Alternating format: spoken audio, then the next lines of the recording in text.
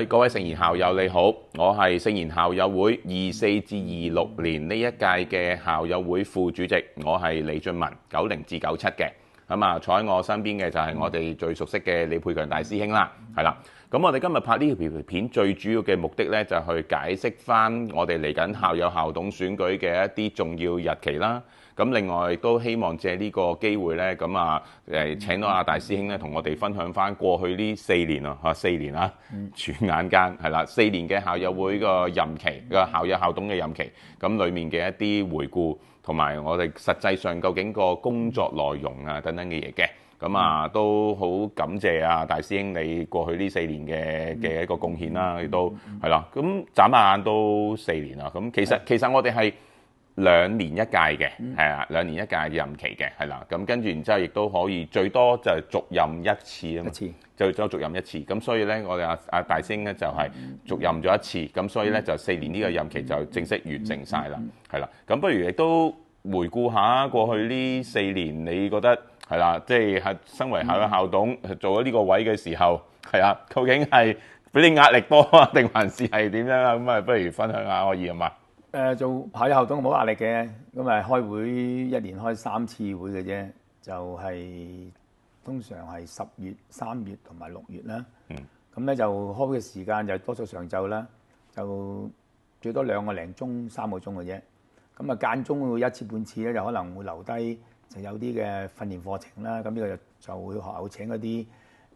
另外啲人嚟講下關於校友校董嘅職責啊，諸如此類嘅嘢啦。咁就呢個就唔係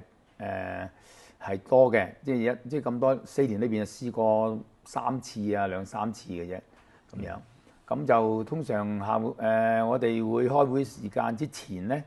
就會大概1個禮拜會收到一啲議程啦。咁議程裏邊包括咗有校長嘅報告啦。校監報告啦，同埋最緊要就係嗰個財務表啦。咁啊，我哋通常都睇完晒之後，然後就喺開會嘅時候去討論啦。咁就當中有啲嘅內容係如果係有啲好慣常性嘅，例如話校長報告多數包括咗有當然話嗰年嘅收生情況啦、成績啦、得到個獎項啦，諸如此類啦。咁校監又可能會更加闊啲嘅層面去睇一啲嘢。咁就財務報告就當然睇翻嗰年嘅收入啊、支出啊，咁其實都唔係太過複雜嘅嘢嚟嘅。咁所以但係當中我哋校友校董另一個職責就係去監察學校有啲嘅情況啦。咁就當然有啲嘅例如話比較棘手啲嘅，例如話呢啲老師嘅可能有啲嘅特別嘅情況，例如話我諗間學校都有㗎啦，就可能係俾家長投訴啊，同學投訴啊，咁學校又會調查咗某啲情況同我哋匯報。咁通常咧，我覺得如果冇乜特別嘅，我哋就都順受學校嗰個處理嘅方法。除非我哋都有啲嘢，覺得係有啲嘢同學校講有啲意見嘅，咁我哋先至會特別再俾多啲意見嘅啫。係啦。咁其實基本上都會係一個工作量唔大嘅一個崗位啊，係嘛？佢咁講係咯。即係1年都開3次會嗰啲，參加幾次會議嘅一個角色，咁對於你正常嘅工作啊，或者其他一啲事項都唔會太大嘅壓力啦，構成係嘛？係完全冇影響嘅。因為只係當然話有嘢做嘅時候，可能早啲，因為學校一早講定幾時開會㗎啦。通常每年嘅開時間，差唔多1年前已經係咪9月頭已經開始講定大家聽，所以大家安排時間係冇問題嘅。咁所以。你一早知道咗，咁你咪睇下啲嘢可以大家就到時間咯。就算有啲校友諗住有份正職，而都認為自己早啲能夠請到假嘅，我覺得都應該影響唔大嘅，因為一早知道咗，唔係突然間話下禮拜開會啦，咁就唔會咁嘅，一早定咗個日子嘅。明白，係咯。咁作為你覺得校友校董呢個身份嚟講嘅時候，你覺得你喺你個背景上有冇一啲嘢可以幫助到佢俾到啲咩意見啊等等嘢啊？係咯。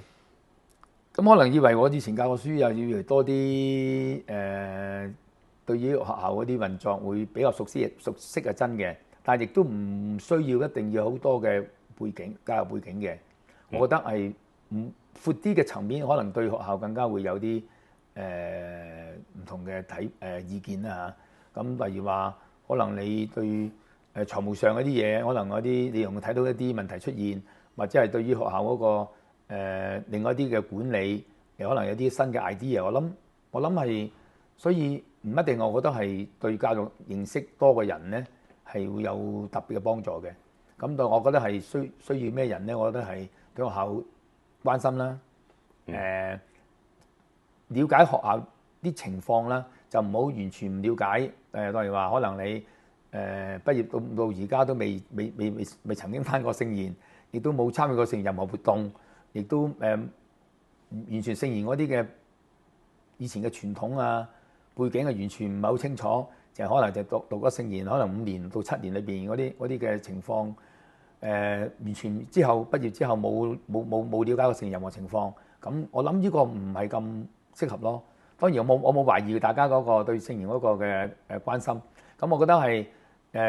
點解咁講咧？因為我哋開會嘅時候咧，都有時基於好多對學校嘅情況了解，先至能夠作到一個更加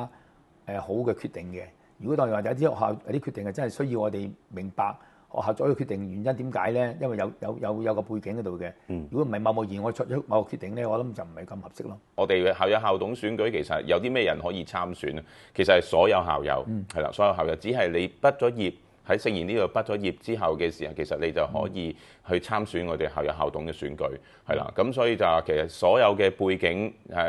就算你係頭先去話教育界又好。會計界、財務，又或者可能係一啲管理，又或者可能係一啲前線服務，又或者可能其他啲唔同嘅一啲背景，只要你對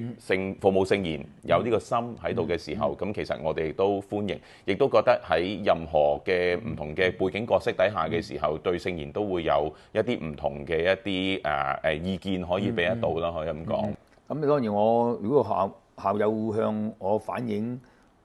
意見，希望喺校董會裏邊聽到嘅，當然我樂意做呢樣嘢嘅。但係亦都不過，我想強調一樣嘢就係校友校董喺角色上咧，其實上係唔係即係個同一個校會唔係一個從一個咩從屬啦，從屬嘅角色唔係從屬關係嚟嘅。即係其實上校友校董係唔需要向校友會負責嘅，呢個負責唔係話即係喺責任上唔需要負責，佢知唔需要每次都會報告我哋做啲咩？唔係咁嘅。係不過校會係選一個佢認為可以能夠反映校友嘅意見嘅人出嚟代表，或者係去可以講得咩嚴厲啲，就監察住學校做嘢，可以咁講啊。咁呢樣嘢嘅啫。所以咧，其實上咧就當然我好樂意聽校友意見。當然有啲嘢睇到學校嘅發展，覺得唔係好妥當喎，或者係你覺得應該點樣喎？咁我真係好樂意喺呢個校董裏邊反映嘅。咁另外想講多一樣嘢就係話，呢幾年裏邊咧，我用咩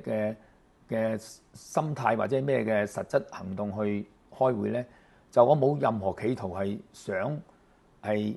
去對學校嘅一個行政上面咧。講得比較俗啲就話指點點嘅，完全冇一樣嘢嘅。因為我覺得最了解學校嘅運作咧，就係學校自己，校長、副校長同老師。咁我咧就只係去開會嘅時候聽到一啲嘅學校嘅發展嘅嘢。如果覺得有少少覺得係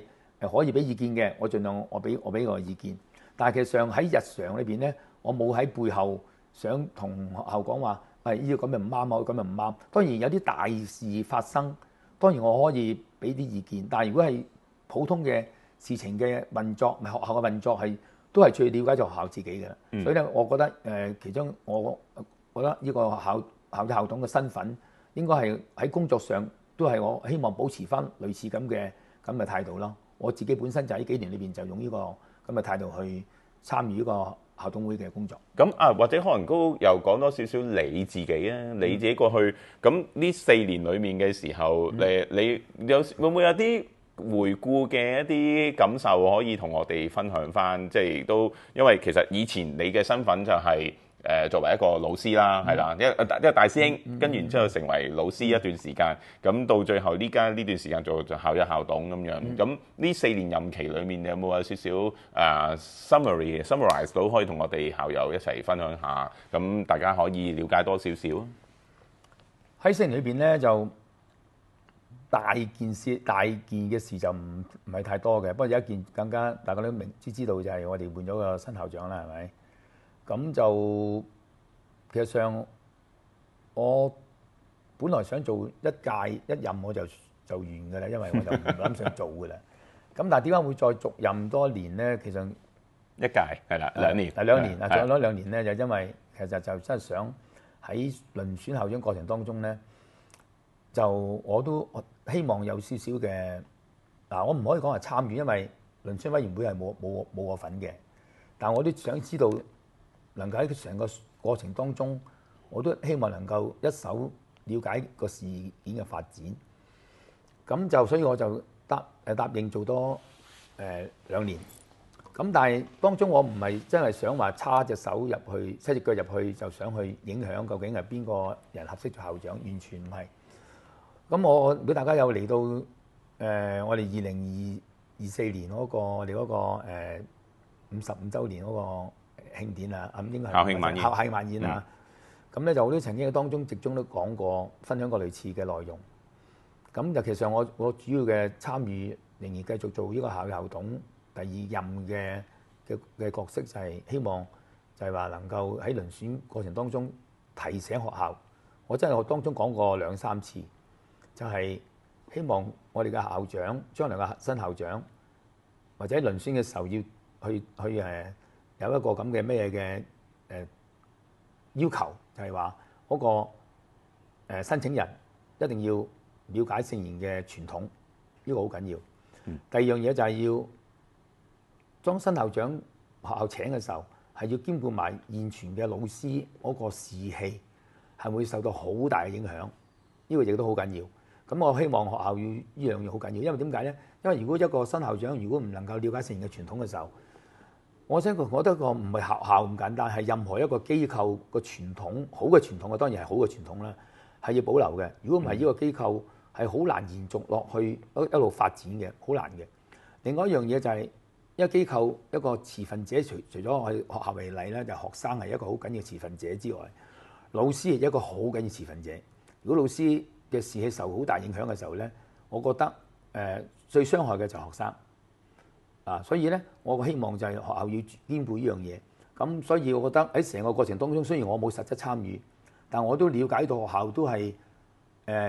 循着呢個咁嘅路去行嘅。咁所以當有新校長出嚟之後，我諗大家都覺得係合理嘅。咁所以我都個人覺得，所以呢個時候我覺得好安心。卸任都好安心好安心。我都知可以完成咗4年嘅任期，就咁樣。係啦，咁就亦都不如我哋都趁呢個機會去講一講翻嚟緊校友校董選舉嘅一啲重要日期啦，係啦。咁因為其實正如頭先我哋所講啦，所有嘅聖賢畢業嘅校友，咁你哋都係歡迎去參加呢個校友校董選舉嘅一個成為一個候選人嘅，係啦。咁如果你本人又或者你身邊，你覺得有一啲校友佢本身係適合，或者你想去提名佢，又或者提名自己去參加嘅時候，咁亦都歡迎大家各位校友咧喺4月27日到5月10日呢段提名期嚟去呈交呢個提名表格等等嘅。4月27日到5月10日係啦，呢個就係我哋嘅嚟緊校友校董選舉嘅提名期係啦。咁如果提名期呢段時間完咗之後，如果我哋只有一位候選人參加我哋校友校董選舉嘅時候呢，咁呢一位候選人呢就會自動當選成為我哋嚟緊呢一屆嘅校友校董，任期係2年嘅，係啦。咁當然啦，如果有多於一位嘅候選人，你係去參加呢個校友校董選舉嘅時候呢，咁我哋校友會呢就會安排一個網上嘅答問環節。係啦，咁時間日期就待定啦，係啦，咁嚟希望等各位校友咧有多少少時間去了解各位參選人嘅一啲背景啦，又或者可能有一啲睇法，又或者可能去了解多少少佢嘅一啲特質，係啦，咁從而你去嚟緊嘅時候做一個投票嘅。咁我哋投票時間咧，如果有多於一位候選人參選嘅時候咧，我哋就會喺6月21日。係啦，年嘅6月21日，我哋就會喺校內呢個地方就會安排一個選舉投票嘅，係啦。咁跟住然之後當日呢，我哋就會正式點票同埋公佈個結果。咁然之後，我哋稍後亦都會將呢個公佈個選舉結果呢，就呈交俾係校董會去做一個確認嘅一個選舉嗰個結果嘅確認嘅。係啦，咁所以成件事嚟講嘅時候，其實就喺4月27號到5月10號，跟住打後落去6月，我哋就會去正式完成晒所有嘅流程，係啦。咁所以都好希望各位校友，如果你係對服務學校呢一方面服務我哋母校有一個熱情，有一個熱誠喺度嘅時候，亦都喺社會上有一啲唔同嘅人生經歷，學識咗、學懂咗，咁我亦都覺得歡迎你哋去參與喺個校一校董呢個事務，咁令到校方呢邊嘅時候有多啲唔同類型嘅一啲意見啦等等嘅嘢，咁亦都可以能夠令我哋嘅學弟可以有一個更加好嘅讀書環境嘅，係啦，咁亦都今日都好多謝晒我哋大師兄李寶強大師兄係啦，咁翻嚟同我哋分享嘅，咁亦都期望各位校友喺嚟緊嘅時候得到你哋嘅提名，又或者得到你哋嘅參選嘅意向，咁令我哋校友會嚟緊可以搞一個一個完整嘅一個校友校董選舉，係啦，咁幫學校可以貢獻下服務。好多謝晒，好 ，thank you，好，再見。